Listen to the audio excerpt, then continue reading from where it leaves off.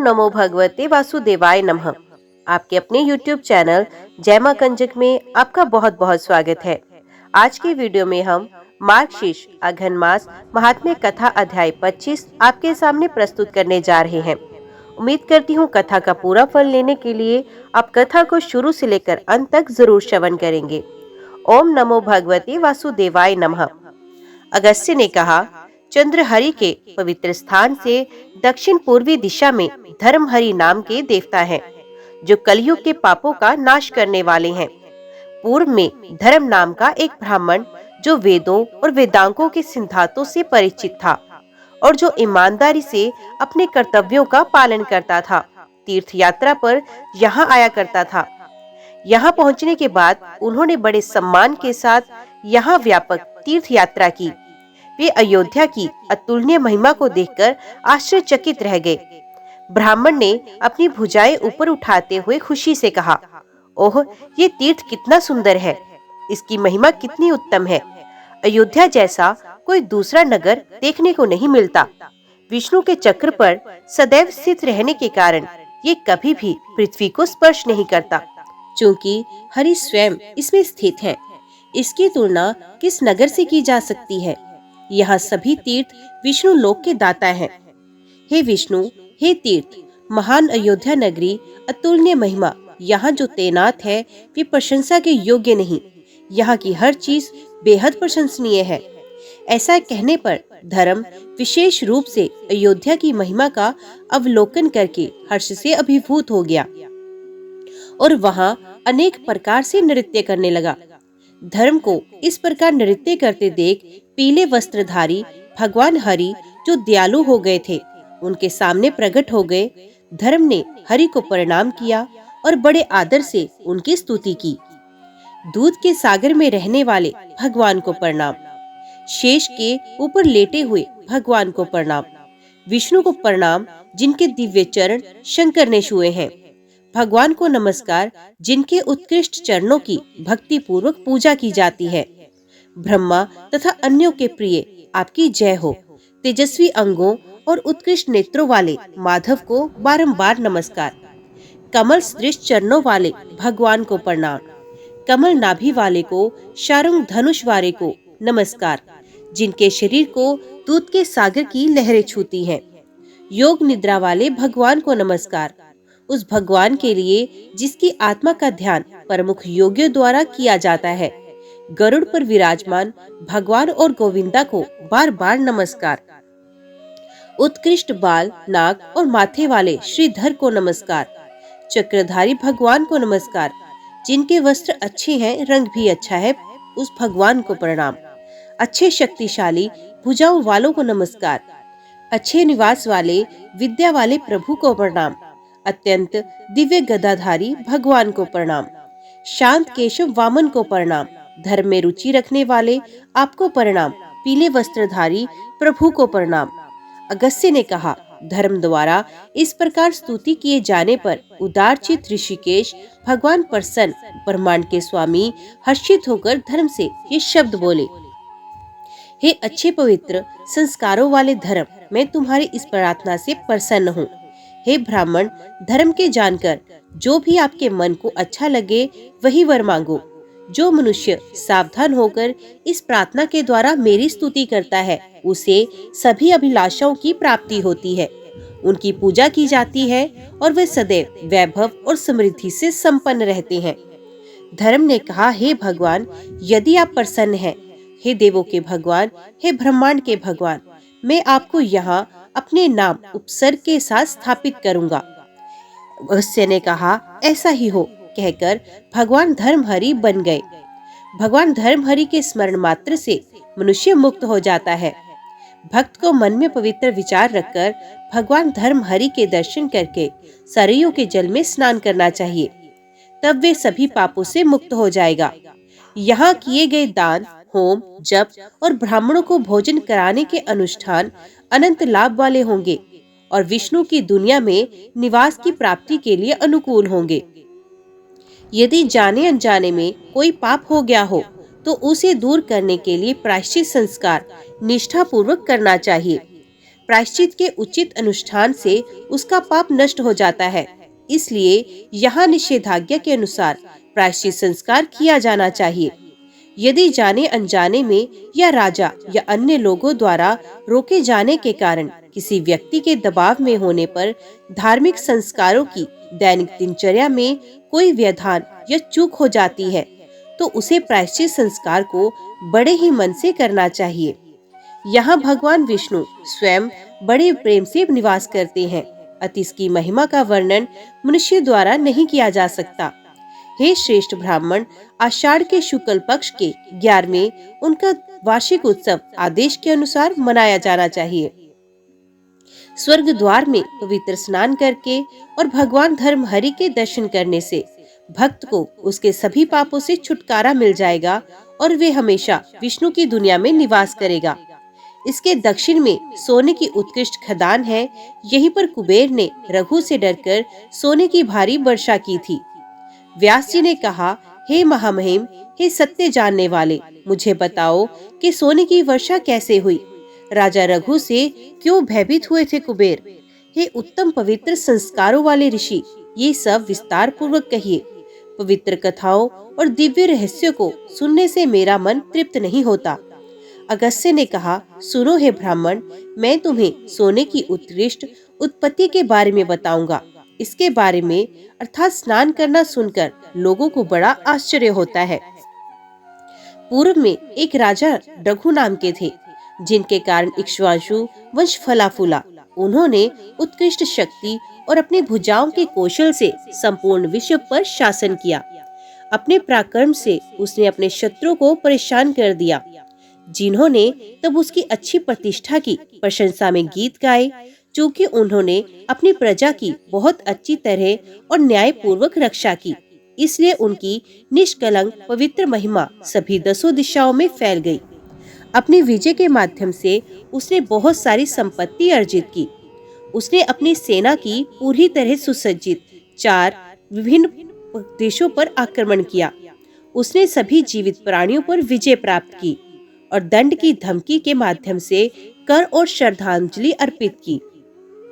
वीर राजा ने शक्ति और प्रभाव से बड़े बड़े राजाओं को अपने अधीन कर लिया। फिर उसने उनसे विभिन्न प्रकार के बहुमूल्य पत्थर जब्त किए।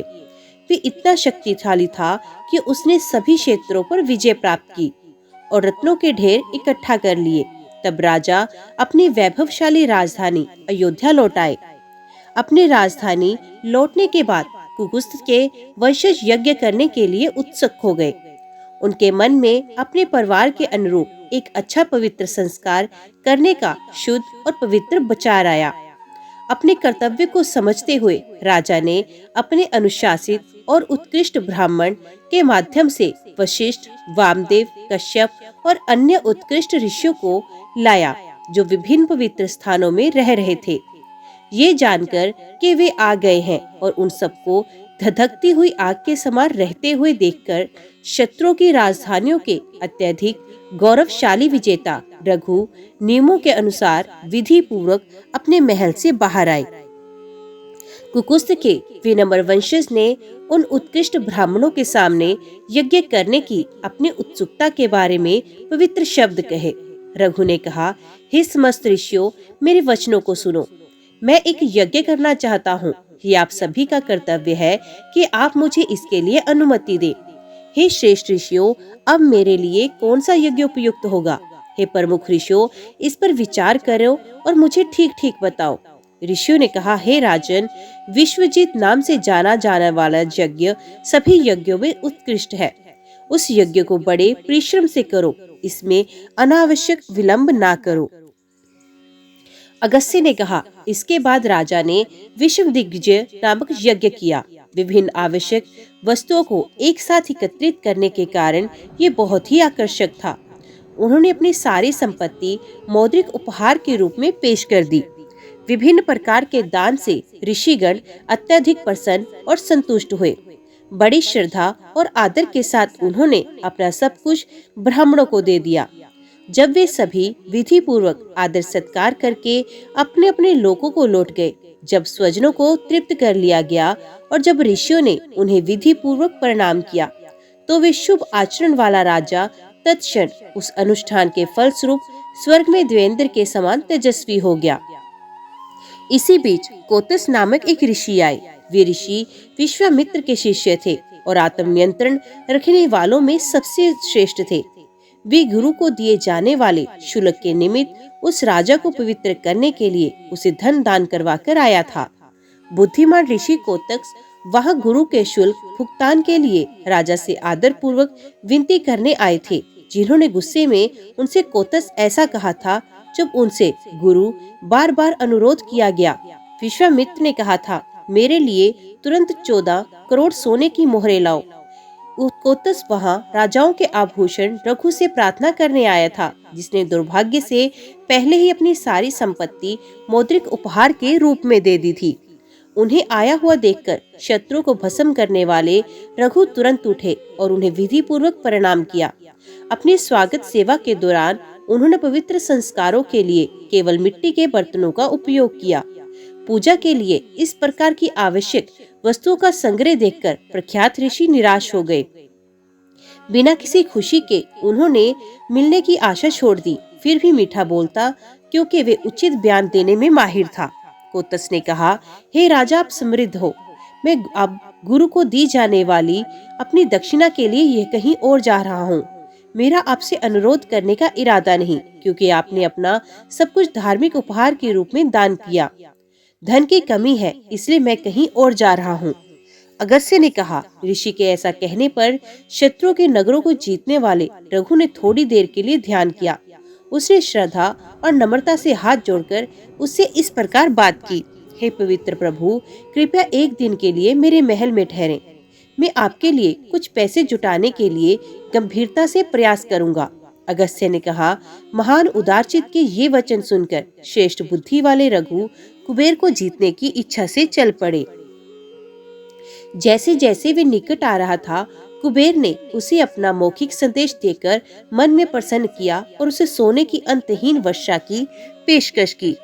जिस स्थान पर सोने की वर्षा हुई वे उत्तम स्वर्ण खानी है। उन्होंने ऋषि को कुबेर द्वारा दी गई खदान दी और इशारा किया। रघु ने वे उत्कृष्ट खदान उन्हें समर्पित कर दी।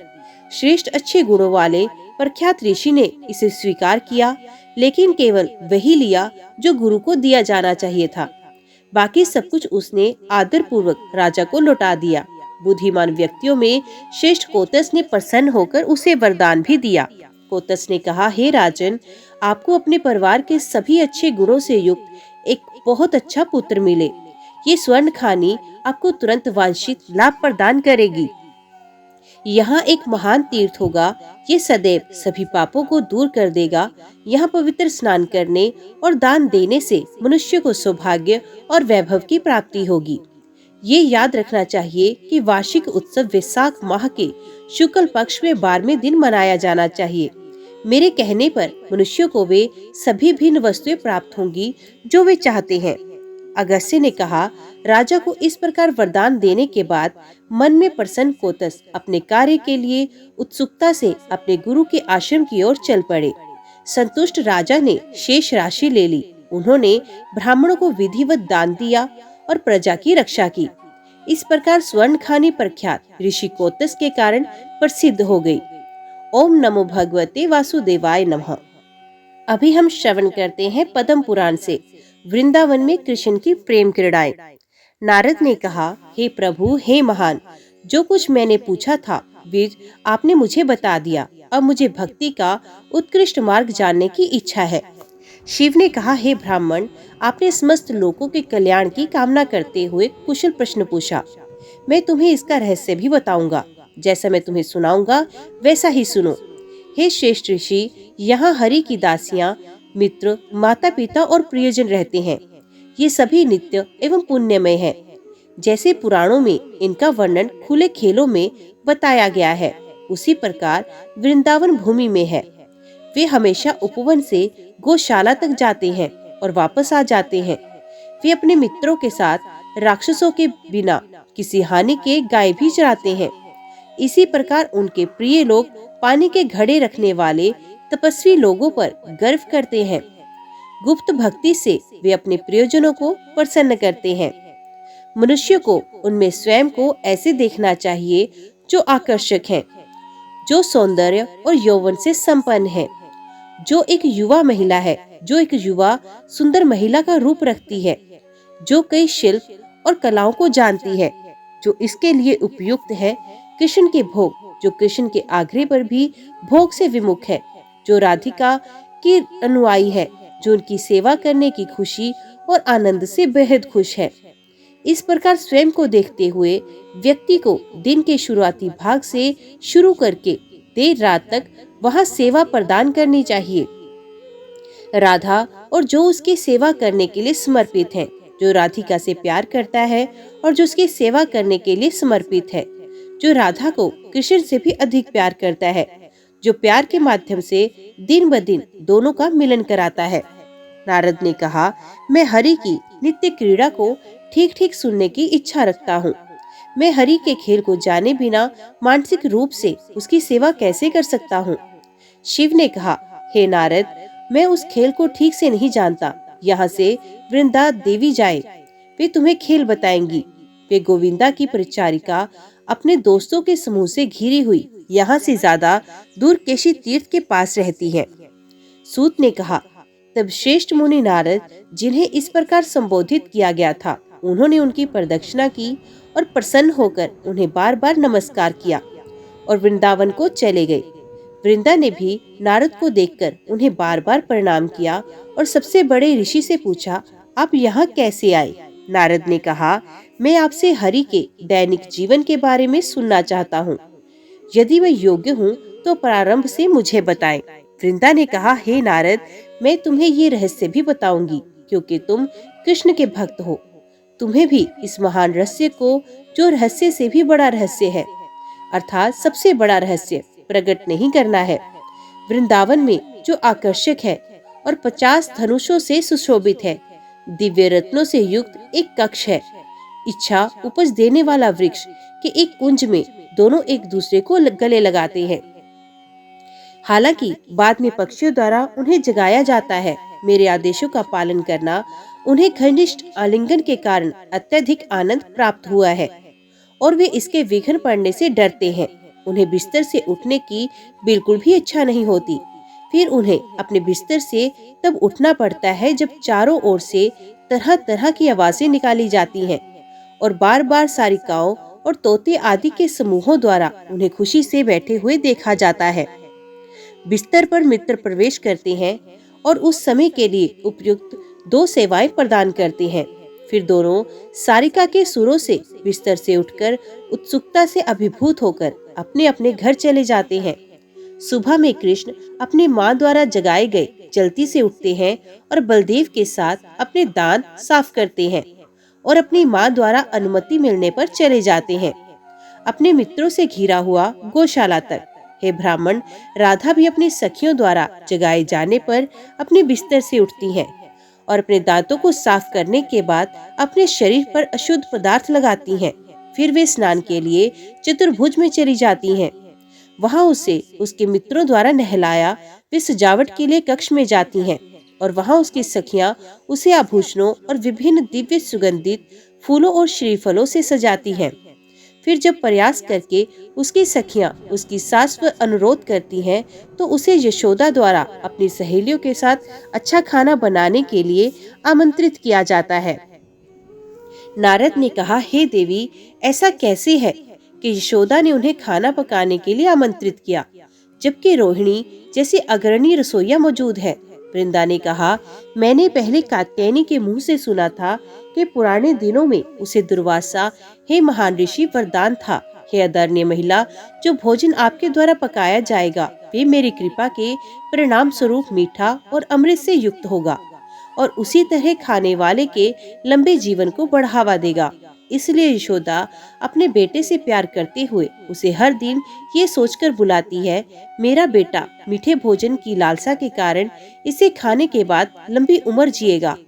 अपनी सास की अनुमति से वे प्रसन्न होकर नंदा के घर जाऊंगा। अपनी सहेलियों की भीड़ के साथ वहां जाकर वे खाना भी बनाती है। कृष्ण भी गायों का दूध धोकर और कुछ अन्य पुरुषों द्वारा दूध दुहाकर अपने पिता के आदेशों पर अपने दोस्तों से घिरे हुए घर आते हैं। अपने शरीर पर अशुद्ध पदार्थ मलकर और नौकरों द्वारा खुशी खुशी स्नान कराकर वे धुले हुए वस्त्र पहनते हैं, माला पहनते हैं और अपने शरीर पर चंदन का लेप लगाते हैं। सर के बालों को अलग करके 2 स्थानों पर बांधने के कारण उनकी गर्दन और माथा चमक रहा था। माथे पर चंद्रमा के समान बिंदी के कारण उनके बाल लाल हो गए थे और चमक रहे थे। उनके हाथ रत्न जड़ित कंगनों, बाजूबंदों और कंकनों से प्रसन्नता पूर्वक चमक रहे थे। ऊपरी भुजा पर मोतियों के हार के कारण उसकी छाती चमक रही थी। मगरमच्छों के समान कानों में कुंडल पहने हुए वे अपने मित्र का हाथ पकड़कर बलदेव के पीछे पीछे भोजन कक्ष में प्रवेश करता है।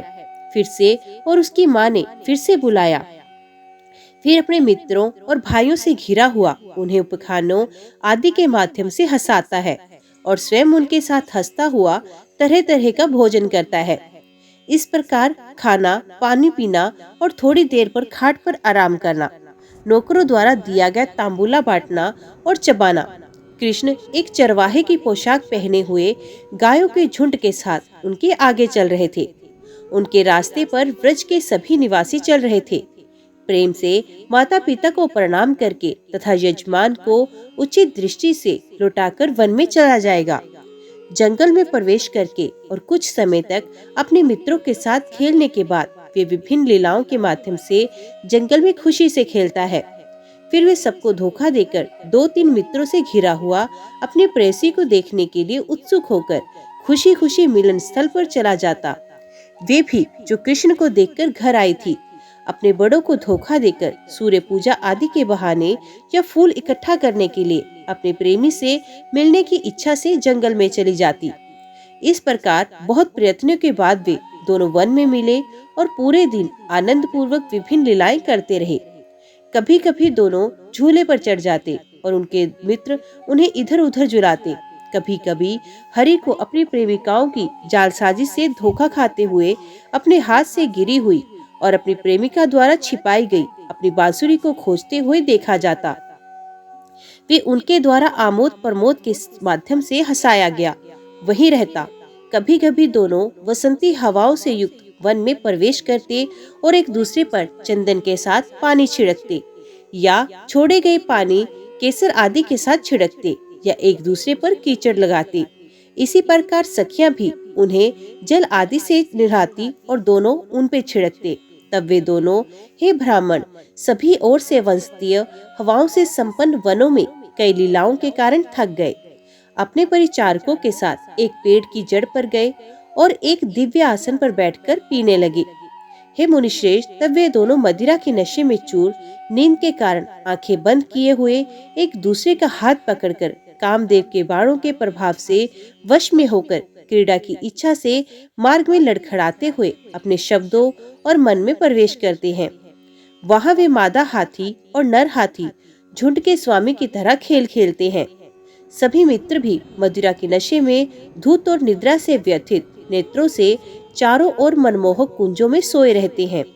बार बार अपने प्रिय कृष्ण द्वारा उकसाए जाने पर भगवान एक अलग शरीर के साथ प्रत्येक के लिए और एक साथ सभी के पास आ जाते हैं। जैसे हाथियों का स्वामी हाथियों को संतुष्ट करता है, वैसे ही उन सभी को संतुष्ट करने के बाद वे अपनी प्रेयसी और उनके साथ झील पर क्रीड़ा करने के लिए जाएगा। फिर दोनों अपने सेवकों के साथ एक दूसरे पर पानी छिड़ककर आपस में क्रीड़ा करते हैं। वे वस्त्र, माला, चंदन तथा दिव्य आभूषणों से सुशोभित होते हैं। हे ऋषि, मैंने वहां झील के किनारे दिव्य रत्नों से भरे एक कक्ष में पहले से ही फल और जड़ें व्यवस्थित की हैं। हरि पहले भोजन करके अपनी प्रेमिका से लिपटकर और जो 2 या 3 नौकरानियों द्वारा सेवा किए जाने पर फूलों से बने बिस्तर पर चले जाते हैं। वहां उनके द्वारा तांबुलों से सेवा की गई, पंखे लगाए गए और अपने पैरों को धोए हुए वे उनको हंसाते हुए चलते हैं और अपने प्रिय को याद करके आनंदित होते हैं। जब हरि सो रहे होते हैं तो राधिका भी अपने सेवकों के साथ अत्यंत प्रसन्न होकर उनमें अपना मन लगाकर बचा हुआ भोजन खाती हैं। वहाँ थोड़ा सा खाने के बाद वे अपने प्रेमी का चेहरा देखने के लिए शयन कक्ष में जाती थी, जैसे मादा ककोरा पक्षी चंद्रमा को देखती हैं। वहाँ की नौकरानियों ने उसे उनके तांबुल चबाने के बारे में बताया। वे तांबुल भी चबाती हैं और उन्हें अपने प्रिय मित्रों में भी बांटती हैं। कृष्ण भी उनकी उन्मुक्त पारस्परिक बातचीत को सुनने की इच्छा से, यद्यपि नींद में है, स्वयं को कपड़े के एक टुकड़े से ढक लेते हैं। ऐसा प्रतीत होता है मानो वे सो रहे हों। वो भी मजाक में एक दूसरे की तरफ देखते हुए कहीं से इशारा पाकर दांतों से जीभ काटकर एक दूसरे के चेहरे की तरफ देखते हैं। लज्जा के सागर में विलीन होकर वे एक क्षण के लिए भी कुछ नहीं कहते। कुछ क्षण बाद ही उसके शरीर से कपड़ों का टुकड़ा हटाकर तुम सचमुच सो रहे हो कहकर वे हंसते हैं और उसे हंसाते हैं। इस प्रकार परिचारिकों के साथ हंसी मजाक करते हुए और एक पल के लिए नींद के आनंद का अनुभव करते हुए वे अपने परिचारकों द्वारा बिछाए गए आसन पर खुशी से बैठ जाता है और दोनों परस्पर गले मिलकर आलिंगन करते हैं। मजाक भरी बातचीत से पहले पासों में खेलते हैं। यद्यपि वे अपनी प्रेमिका से पराजित हो गया और मैं जीत गया ये कहकर उसका हार आदि छीनने के बाद आगे बढ़ता है और उसके द्वारा पीटा जाता है। इस प्रकार अपने कमल के समान मुख पर अपने हाथ से प्रहार करने पर कृष्ण मन में निराश होकर जाने का विचार करते हैं। अगर हे माननीय महिला, मैं हार गया हूँ तो मेरे द्वारा दिए गए दाव आदि को स्वीकार करें। उसके ऐसा कहने पर वे ऐसा व्यवहार करती हैं कि उसकी बोहों का टेढ़ापन देख लेती और उसकी भत्सना के शब्द सुन लेती। तब सारिकाओं और तोतों का परस्पर वाद विवाद सुनकर घर जाने की इच्छा से वे दोनों वहां से चले जाते हैं। अपने प्रिय को जाने की अनुमति देकर कृष्ण गायों के पास जाएंगे। वे अपनी दुनिया के चक्र के साथ सूर्य के निवास में जाती हैं। वहां से कुछ दूर जाकर हरि पुण्य ब्राह्मण का वेश धारण करके सूर्य लोक में जाते हैं। उसके दोस्तों के अनुरोध पर वे वहां वे भजन गाते हैं और तभी सूर्य की पूजा करते थे। तब चतुर लोग अपने को जानने वाले प्रेमी को पहचानकर आनंद के सागर में लीन हो जाते हैं और ना स्वयं को ना जानते हैं और ना दूसरों को। इस प्रकार विभिन्न खेलों में 2.5 घड़ी व्यतीत करने के बाद वे घर चले जाते थे और कृष्ण गायों के स्थान पर चले जाते थे।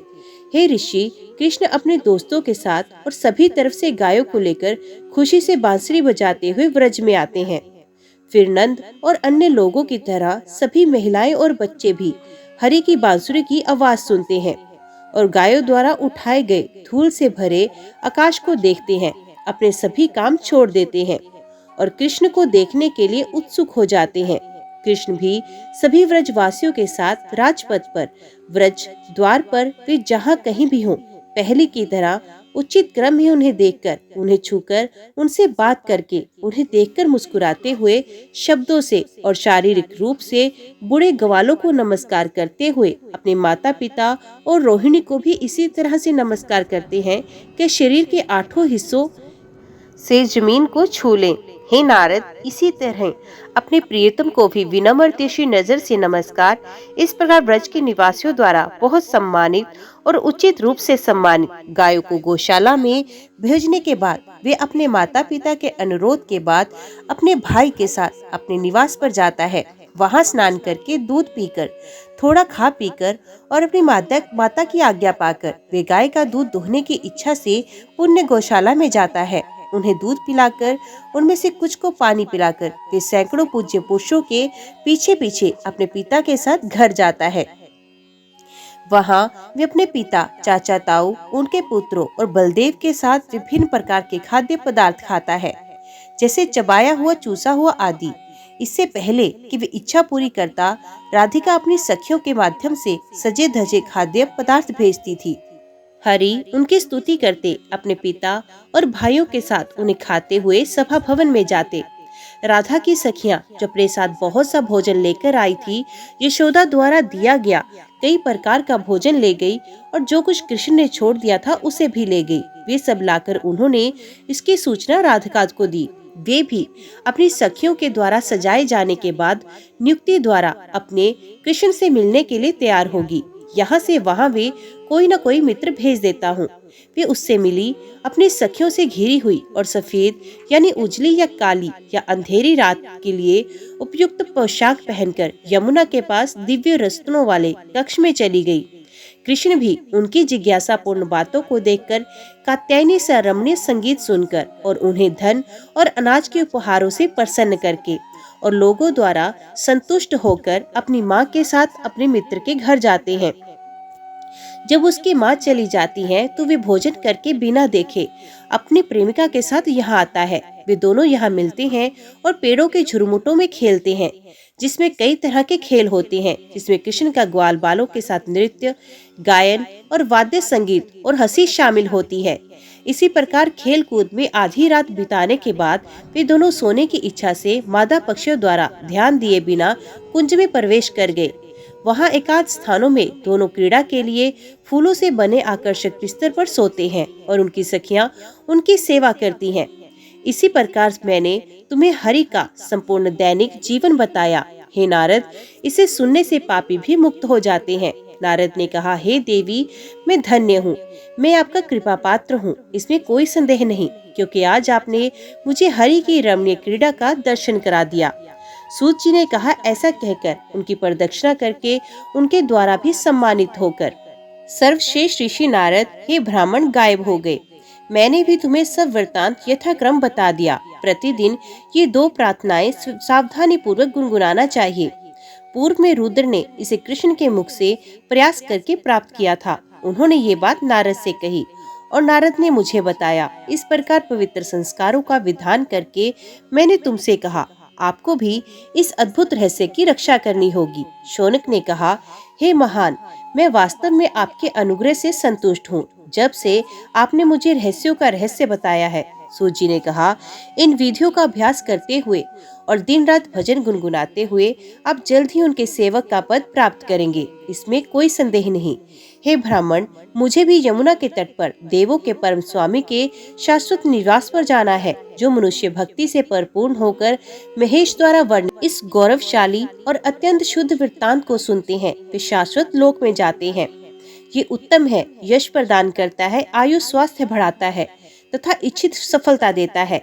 ये स्वर्ग और मोक्ष रूपी धन का कारण है और पापों का नाश करता है। वे मनुष्य जो भक्ति विष्णु के प्रति समर्पित है, जो प्रतिदिन श्रद्धा पूर्वक इसका पाठ करते हैं, वे विष्णु के स्वर्ग से कभी वापस नहीं आते। ओम नमो भगवते वासुदेवाय नमः। आज की वीडियो में इतना ही। उम्मीद करती हूँ वीडियो आपको पसंद आई होगी। वीडियो पसंद आई हो तो वीडियो को लाइक और चैनल को सब्सक्राइब जरूर कीजिएगा। जय श्री कृष्णा लिखकर कमेंट बॉक्स में अपनी हाजिरी और अपने सुझाव देना ना भूलेगा। तो मिलते हैं अगले अध्याय अगली कथा के साथ। तब तक के लिए देखते व सुनते रहिए। जय मां कंजक, जय माता दी।